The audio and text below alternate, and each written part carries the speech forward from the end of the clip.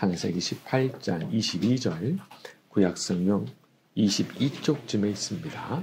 창세기 18장 22절. 그 사람들이 이렇게 가죠. 갑니다. 시작. 그 사람들이 거기서 떠나 소돔으로 향하여 가고 아브라함은 여호와 앞에 그대로 섰더니. 자, 여기 보면 하나님께서는 남으시고 천사들은 먼저 보내시는 것이 나옵니다. 그 사람들이 거기서 떠나서 소돔으로 가고 아브라함은 여호와 앞에 그대로 섰더니.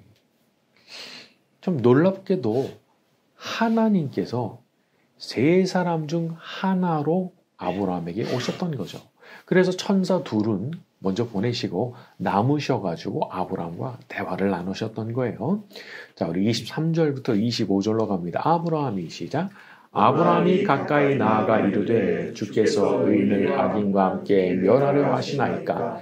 그 성 중에 의인 50명이 있을지라도 주께서 그곳을 멸하시고 그 50 의인을 위하여 용서하지 아니하시리이까. 주께서 이같이 하사 의인을 악인과 함께 죽이심은 부당하오며 의인과 악인을 같이 하심도 부당하니이다. 세상을 심판하시는 이가 정의를 행하실 것이 아니니까. 이제 아브라함이 하나님 앞에서 하나님께 간청을 올리기 시작합니다. 물론 소돔과 고모라에 악인이 많은 거 사실이겠지만은 그래도 그 중에 선한 사람, 착한 사람이 있을 텐데 다 같이 멸망시키시는 거 아주 부당하신 거 아니냐 이렇게 말씀을 드립니다. 자, 그런데 저는 이 단락을 보면서 아브라함이 그렇게 하나님과 대화를 나누는 그 장면이 우리가 기도 시간에 기도를 드리잖아요. 그때 벌어지는 일과 정말 유사한 거다 그런 생각이 들었어요. 여러분, 우리도 하나님께 말씀드릴 수 있습니다. 말씀드릴 수 있어요. 아브라함만 그렇게 말씀드릴 수 있는 게 아니라 우리도 그렇게 말씀드릴 수 있다는 거죠. 또 여기 보면은 하나님께서 진짜 그 말을 들으시거든요. 들어주시거든요. 자, 그렇게 본다 그러면 내가 드리는 기도를 통해서도 하나님께서 그 뜻을 변경해 주시거나 그렇게 할 수 있는 여지가 분명히 존재하는 거예요. 내가 말씀드림으로써 하나님께서 뭔가를 변경해 주실 수 있는 여지가 분명히 존재하는 거예요. 자, 오늘 우리가 기도를 올려드릴 때도 하나님께서 우리의 말에 귀를 기울이시고 변경할 수 있는 부분은 변경시켜 주실 줄로 믿습니다. 자, 우리 26절부터 29절로 갑니다. 여호와께서 시작. 여호와께서 이르시되 내가 만일 소돔 성읍 가운데에서 의인 50명을 찾으면 그들을 위하여 온 지역을 용서하리라. 아브라함이 대답하여 이르되 나는 티끌이나 재와 같사오나 감히 주께 아뢰나이다. 5명이 부족하다면 그 5명이 부족함으로 말미암아 온 성읍을 멸하시리까. 이르시되 내가 거기서 45명을 찾으면 멸하지 아니하리라. 아브라함이 또 아뢰어 이르되 거기서 40명을 찾으시면 어찌하려 하시나이까. 이르시되 40명으로 말미암아 멸하지 아니하리라. 의인을 악인과 함께 멸망시키시는 거 부당한 일이다 말을 했던 아브라함에게 하나님께서 첫 번째로 답을 주신 게 50명 찾으면 온 지역을 다 용서하겠다 이 말씀이셨어요. 50명. 사실 당시에 소돔 인구가 어느 정도였는지는 정확하게 알 수가 없어요. 제가 좀 찾아보니까 학자들마다 또 견해가 다 다르더라고요. 하지만 적어도 어떤 도시를 이루었다는 면에서 그리고 또 유명한 도시였다는 면에서 몇만은 되지 않았을까라는 추측을 할 수 있습니다. 근데 그 중에 50명, 딱 50명, 100명도 아니고 50명 말씀하신 거예요. 하나님은 뭐가 조금만 있어도 용서해 주고 싶으신 그런 마음을 갖고 계신 거예요. 다 나빠요. 다 썩었어요. 5% 남은 것도 아니에요. 0.5%밖에 안 남았어도 하나님은 그거를 보시고 용서해 주고 싶은 그런 마음을 우리 하나님 갖고 계시다는 거죠. 그래서 사실 우리가 이렇게 살아남아 있는 게 아닌가 싶기도 합니다. 하나님께서 엄중하게 죄를 물으시면 누가 살아남을 수 있겠어요? 우리 하나님의 긍휼히 여기시는 그 마음이 결국 예수 그리스도를 이 땅에 내려보내시고 십자가에 죽게까지 하신 거 아니겠어요? 우리 하나님은 긍휼이 많으신 분이십니다. 그래서 우리가 설령 잘못이 있어도 하나님 앞에 나가서 긍휼과 자비를 구하면 긍휼을 또 베풀어 주시는 거예요. 더군다나 아브라함 같은 사람이 기도를 하면요, 하나님께서 다른 사람의 죄를 이렇게 심판하시는데도 기준을 낮춰주신다고요. 야, 이거 대단하지 않아요? 그 사람이 분명히 벌을 받을 건데 하나님께서 그 심판의 기준을 낮춰주신다고요. 야, 이거 대단한 거예요. 자, 우리 모두가 그렇게 좋으신 하나님 앞에 긍휼과 자비를 입는 사람들이 되기를 바랍니다. 자, 우리 30절부터 33절로 갑니다. 아브라함이 시작. 아브라함이 이르되 내 주여 노하지 마시옵고 말씀하게 하옵소서. 거기서 30명을 찾으시면 어찌하려 하시나이까. 이르시되 내가 거기서 30명을 찾으면 그리하지 아니하리라. 아브라함이 또 이르되 내가 감히 내 주께 아뢰나이다. 거기서 20명을 찾으시면 어찌하려 하시나이까. 이르시되 내가 20명으로 말미암아 그리하지 아니하리라. 아브라함이 또 이르되 주는 노하지 마옵소서. 내가 이번만도 아뢰리이다. 10명을 찾으시면 어찌하려 하시나이까. 이르시되 내가 10명으로 말미암아 멸하지 아니하리라. 여호와께서 아브라함과 말씀을 마치시고 가시니 아브라함도 자기 곳으로 돌아갔더라. 이 대화의 내용을 가만히 보면 하나님께서 결정하신 어떤 일에 대해서도 어떤 부분은 변경이 가능하다는 걸 알 수 있습니다. 왜냐하면 하나님께서 아브라함의 말을 들으시면서 계속 이걸 깎아주시거든요. 계속 깎아주신다고요. 여러분, 우리가 드리는 기도가 이렇게 귀한 거예요. 결정돼 있어도, 결정이 되어 있어 보이는 일에 대해서도 그 하나님께서 이렇게 은혜를 베풀어 주신 거거든요. 여러분, 만약 여기서 기도 안 했다고 생각해 보세요. 아브라함이 이런 기도를 안 했다. 그러면 애초에 정하신 바에서 하나도 애누리 없이 그대로 당장 집행되는 겁니다. 근데 아브라함이 여기 나서가지고 기도해가지고 이렇게 기준이 낮아진 거예요. 그러니까 우리가 이미 결정이 되어버린 것으로 보이는 그런 사안에 대해서도 강구할 수 있는 거예요. 좀 깎아달라고 강구할 수가 있는 거예요. 사람이 일반적으로 협상을 하게 되면은 한 중간 정도쯤에서 이렇게 협상이 되죠. 그래서 50을 불렀으면은 한 25 정도에서 이렇게 서로 합의가 되고 그런 거예요. 근데 하나님께서 이거를 10까지 낮춰주신다고요. 15분의 1. 그러니까 퍼센트로 하면 80% 깎아주신 거예요. 80%. 애누리를 80% 해주신 거예요. 그러니까 하나님께서 그런 분이신 거죠. 10명이라도 있다고 그러면은 내가 심판 취소하겠다. 그렇게까지 하신다고요. 그 사람들이 착해진 게 아니에요. 그 사람들 똑같아요. 그런데도 10명만 있으면 내가 그 심판 그냥 취소하겠다. 그렇게까지 말씀하시거든요. 그러나 하나님께서 이런 마음을 갖고 계시다는 거죠. 자, 우리 창세기 19장으로 넘어갑니다. 1절 저녁 때에 시작.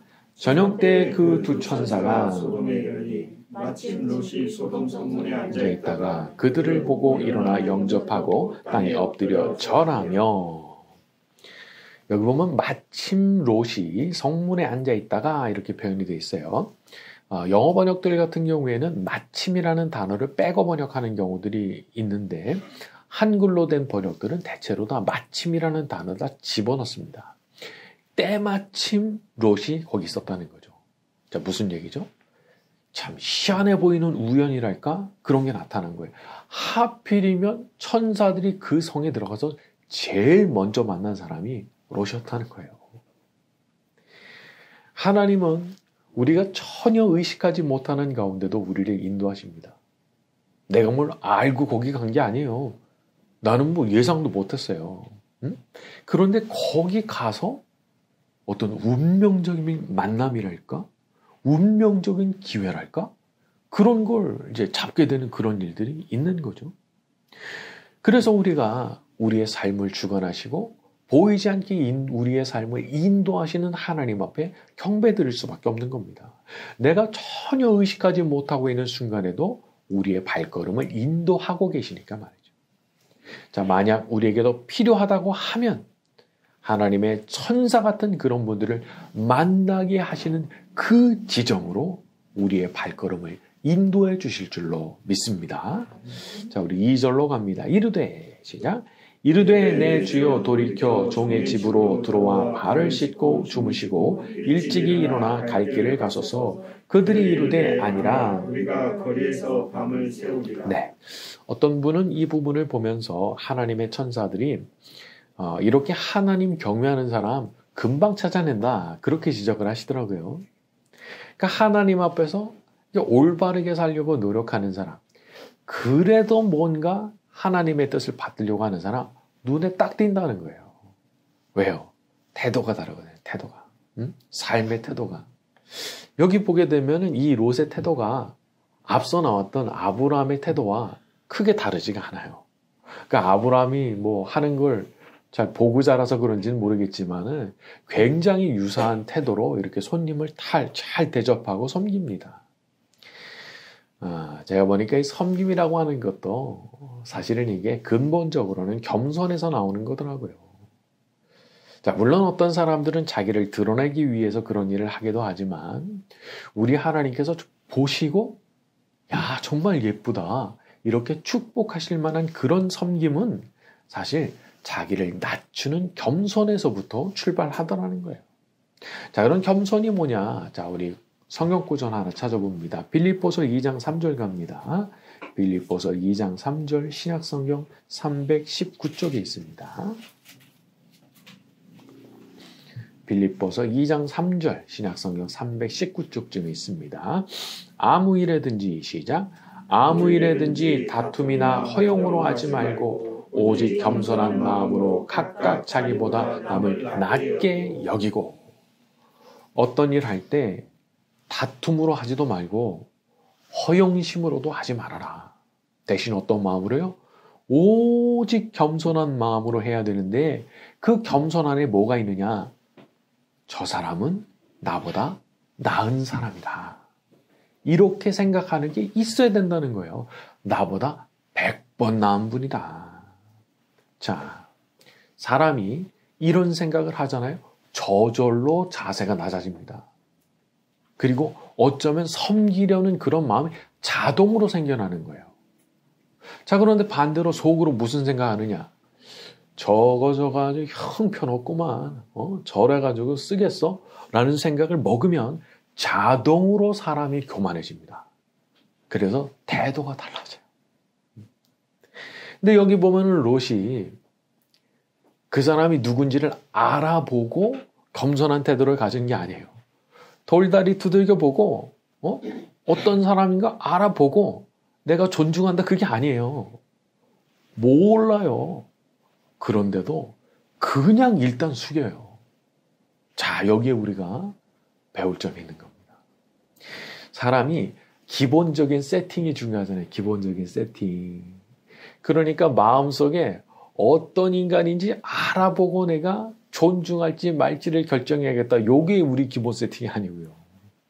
아브라함이나 롯이 가졌던 기본적인 세팅은 일단 나보다 나은 사람이다. 그렇게 그런 마음 갖고 있는 그런 것이 기본적인 세팅이었던 거예요. 그렇게 가지고 가는데 지나다 보니까 좀 이상해. 그러면 그때 가서 조치하면 돼요. 그런 일이 생길까 봐서 아이의 마음속에 나는 괜찮은 인간인지 확인이 되기 전까지는 존중 안 한다. 이렇게 가면 이거는 좀 잘못 가는 거죠. 아브라함도 롯도 사실은 그런 기본적인 세팅 때문에 어쩌면 복 받은 거예요.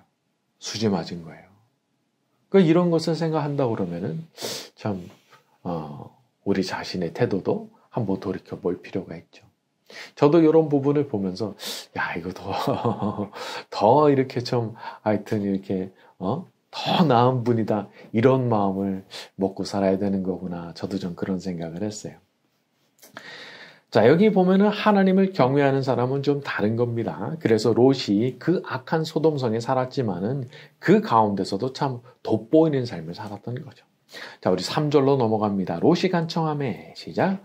롯이 간청하매 그제서야 돌이켜 그 집으로 들어오는지라 그들을 위하여 식탁을 베풀고 무교병을 부으니 그들이 먹으니라. 롯이 간청하매, 여기서 간청이라고 번역된 그 단어는 아주 강하게 주장하는 걸 뜻하는 거예요. 절대 그러시면 안 된다고.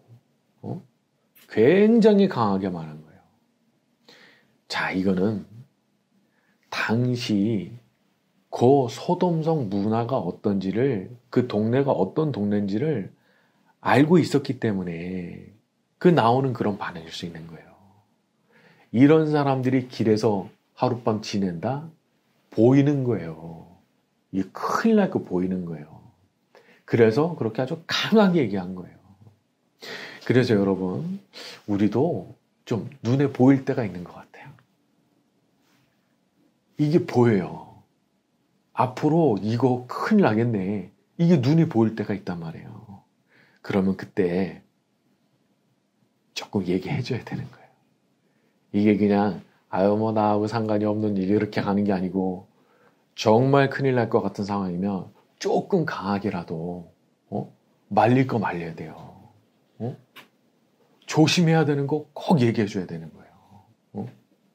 그래야 또 누군가가 나도 그렇게 막아주잖아요. 가끔은 그런 생각이 들 때가 있죠. 어떤 분이 이렇게 은근히 얘기를 해줬단 말이에요. 근데 그 말이 그렇게 좀 시덥지 않게 들린 거예요. 그래가지고 무시했죠. 나중에 그 말이 정말 중요한 말이었거나를 알게 되는데, 사람이 이게 뭐 다 좀 이기적인 분석 때문에 그런 건지 몰라도 요런 아쉬움도 또 남는 거예요. 아니 그게 그렇게 중요한 일이었으면은 슬쩍 얘기하지 말고 나한테 좀 강하게 얘기를 좀 해주면은 더 좋았을 텐데, 그런 생각 들 때가 있잖아요. 그래서 어떤 일에 대해서는 우리가 좀 지혜롭게 그런 일도 할 수 있어야 되는 게 아닌가, 그런 생각도 해봤습니다. 자, 우리 모두가 그렇게 서로에게 지혜로운 조언을 주고받는 사이가 되기를 예수님의 이름으로 축원합니다. 자, 말씀 여기까지 하고 주기도문 후에 자유롭게 기도하다 가시겠습니다.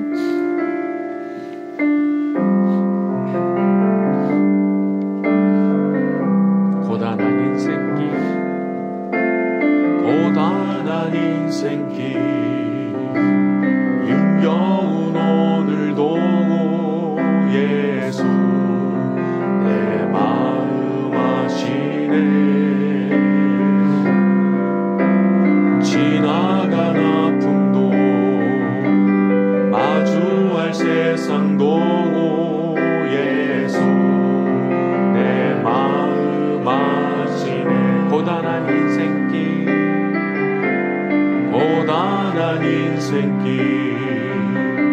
힘겨운 오늘도 예수 내 마음 아시네. 지나간 아픔도 마주할 세상도 예수 내 마음 아시네.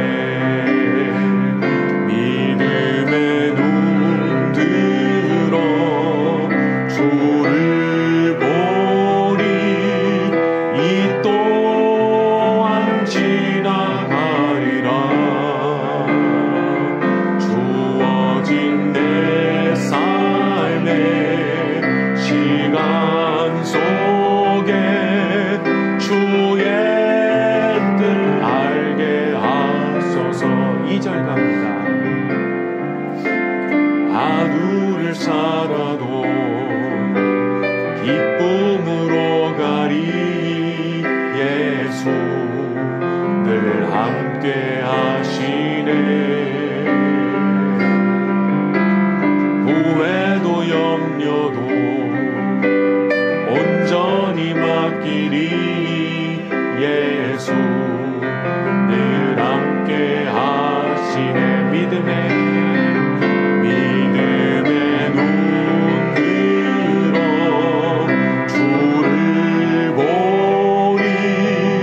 이 또한 지나가리라.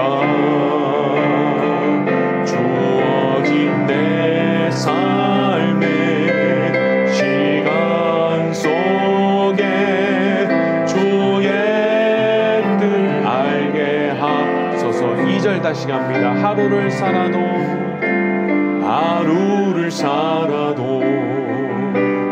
기쁨으로 가리.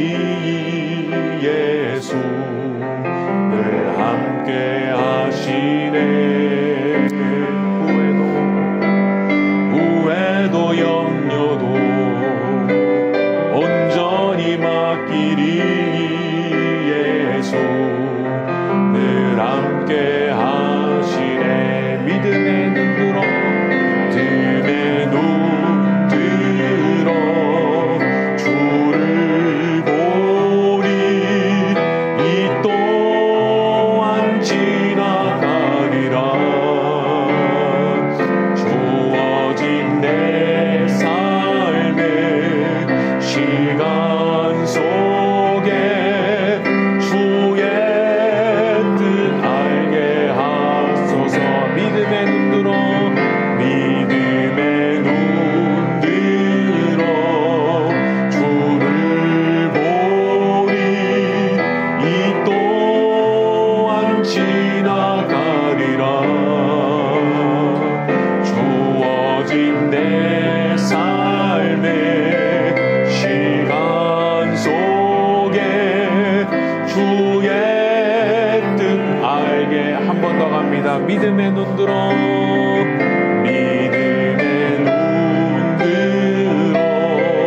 주를 보리.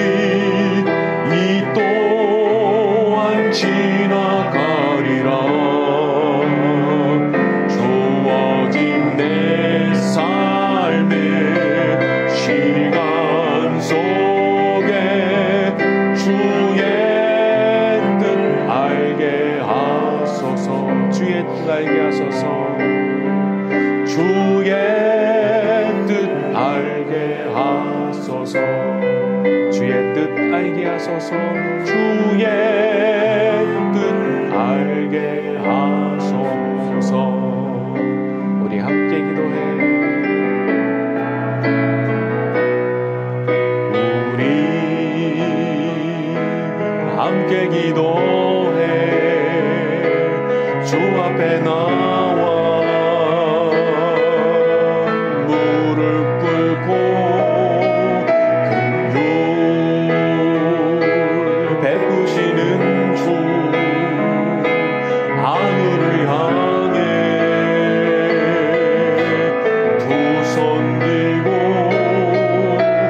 하늘 문이 열리고 은혜의 비추기 이 땅 가득 내리도록 마침내 주 오셔서 은혜 비추기 우리 위에 부시도록. 우리 함께 기도해. 우리 함께 기도해. 주 앞에 나